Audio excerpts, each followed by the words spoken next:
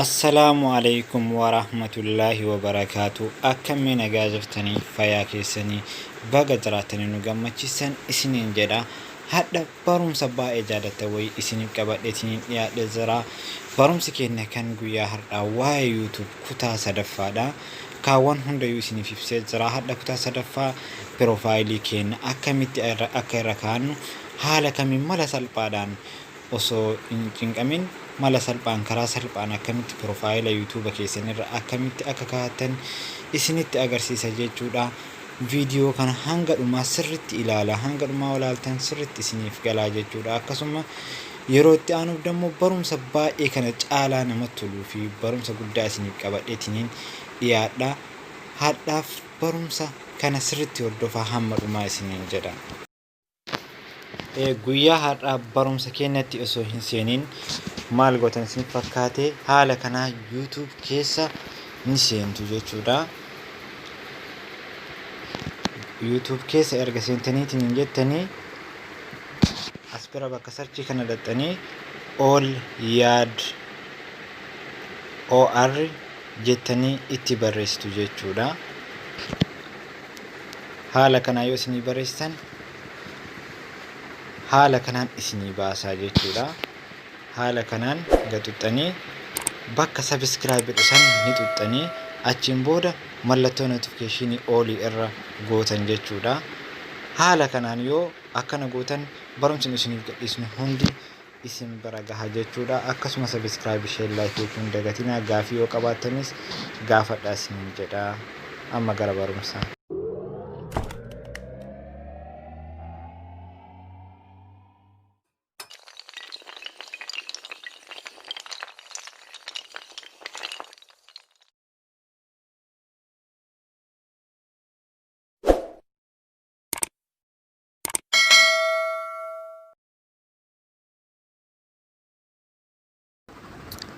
Barumsi keenya kan guyyaa har'aa barumsa kutaa sadaffaati jechuudha.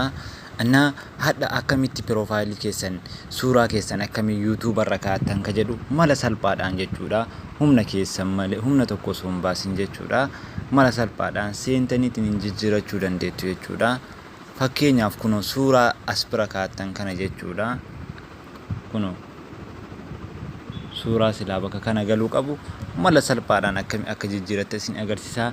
Isinillee achuma YouTube keessan keessa seentanii akkanatti all yaad or jettanii akkana yoo itti barreessitan kun all yaad or jettanii akkasuma akkana subscribe gootanii akkana mallattoo notification tan akkana gattanii all irra deebisanii tan barumsa isin gadhiisu hundi isiniif dhufa jechuudha. Amma gara barumsa keenyaatti dabrinaa jechuudha. Kunoo haala kanaan yoo inni isinii fide Chrome keessa seentu jechuudha. Kunoo Chrome keessa akkana seentu as bara jechuudha. Haala kanaan ni tuttu jechuudha. Erga inni haala kana isinii fide iddoo pilaa isin tuttanii jechuudha. Iddoo sarchii kana irratti ni barreessitu jechuudha. Kunoo as baratti jechuudha. Maal jettanii barreessitu www akkana gootanii www.com youtube.com jettanii akkana barreessitu. Kunoo haala kanaan akkana barreessuu qabdu jechuudha. Erga haala kanaan barreessaniin booda maal gochuu qabdu jechuudha. Sarara sadiin kana argitanii sarara tuqaa sadiin san bira dhaxxanii tuttu jechuudha. Kun gubbaa kanarra argaartanii miti. Yoo as tuxxanii kaatan as bira dhuftan jechuudha. Kunoo desktop site jedhu kana ni tuttu jechuudha. Kunoo as bira ni tuxxanii jechuudha bakka san. Yoo tuxxan haala kanaan gara kana isin fidaa jechuudha. As bira isin fide zoom ofi gootanii jechuudha. Isin waan isinitti mul'atu hin dandeenyeef jechuudha. Ofitti as guddisuu qabdu jechuudha. Ofitti as guddistanii eessa bira dhaquu qabdu? As bira bakka suuraa san argitanii isa kana ofi ay guddistanii akkanatti suuraa san bira dhaxxanii akkana dhaxxanii your channel bakka jedhu kana kunoo as bira jechuudha. Isa kana tuttuu jechuudha. erga isa kana tuxxanii dhuftanii maal gootanii as bira dhuftanii jechuudha.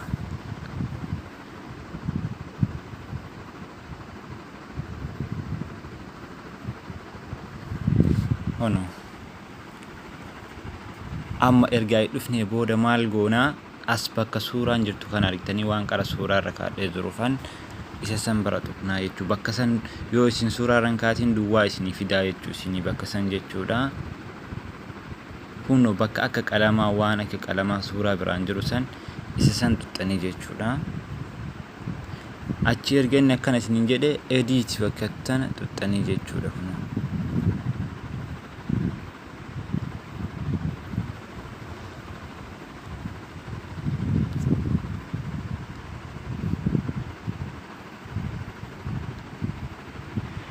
Kunoo erga inni akkanaan jedhe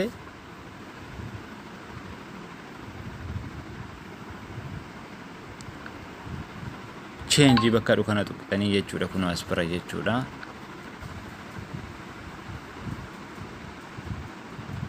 Erga change bakka kana tuqxanii ammas dhuftanii kunoo as biratti bakka kana tuqxanii jechuudha. Kunoo erga akkana isinii fidee faayila keessan keessa isin seensaa jira jechuudha. Yookaan qafoo keessan yookaan memoora keessan keessa isin seensuu jira jechuudha. As bira erga isin fidee maal gootanii sarara sadiin kana gubbaarra ni tuxxuu jechuudha. Ifama as biratti kunoo as bira tuxxanii jechuudha bakka kana.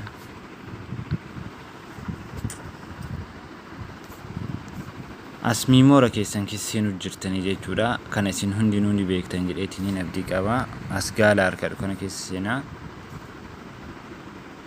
Kunoo akkana yoon naa fide anamma suuraa barbaadu kiyya san bira dhaqaa jechuudha. Raddeeffachuu barbaadu san bira dhaqaa jechuudha. Ifama.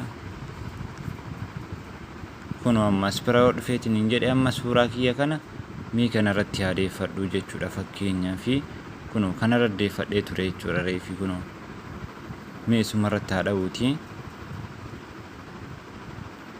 isumarra kaachuu waan barbaaduuf isinitti agarsiisuuf je'eetiniin akkanam malaan murtanii galchitan jechuu kunoo as bira argaa jirtanii miti isa kana akkanam malaan murtanii jechuudha. Akka isin jalaa wannaa hin taane kunoo ammoo erga gootaniin booda as bira tuxxan jechuudha. Set as profile photos kadhu kana jechuudha. Tuxxan jechuudha.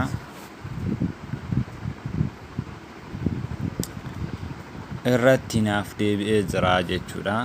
Kanaan booda wannaa kiyya naaf deebi'ee jira jechuudha. Suuraa kiyya irratti naaf deebi'eetiin jira jechuudha.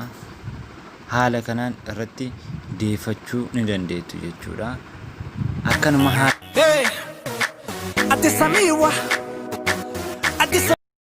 wantoota garagaraa wantoota mobaayila keessan keessa argaman akka barbaadan akka gootan isiniif qabadheetiniin dhiyaadheetiniin jira.